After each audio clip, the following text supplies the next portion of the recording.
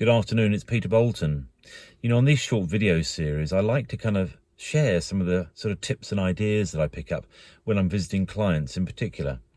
I've just been to see a client of mine who has been overwhelmed with the number of sales inquiries that he's got.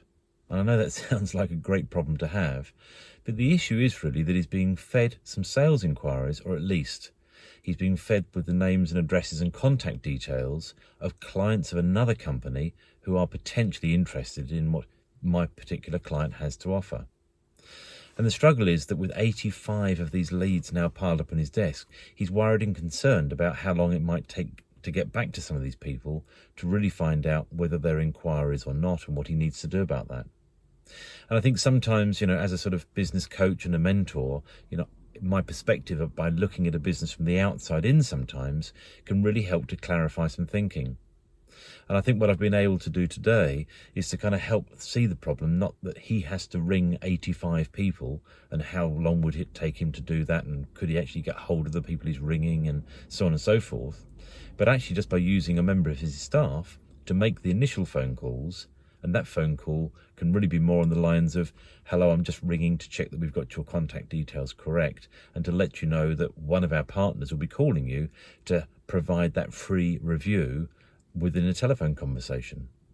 And of course, with that member of staff making those phone calls, that member of staff will experience the frustration that we all do sometimes when we make phone calls, from the phone just keeps ringing, or they get through to somebody but they can't actually get hold of the person they're trying to talk to, or whatever else. And that's a lot of wasted time.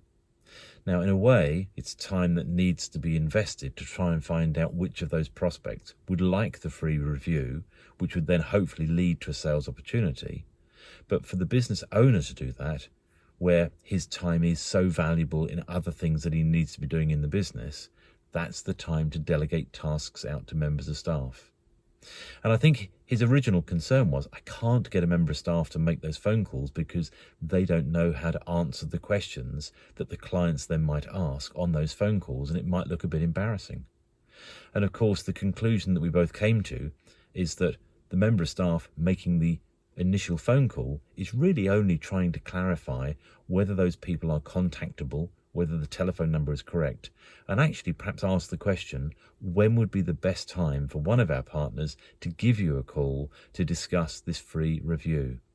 And if she can do that, she can also then find out perhaps within Mark's diary, when's a good time to be able to make that call, and put it in the diary so Mark knows when to ring. Anyway, just a thought. Sometimes it's easier for me to look, outside into a business to see some things which are fairly obvious maybe, which aren't always obvious to the business owner, on how to be able to provide more time to do the things that the business owner needs to do by delegating tasks out to other members of staff. Anyway, just a thought. Thought I'd share it with you. Have a great day. Cheers. Bye.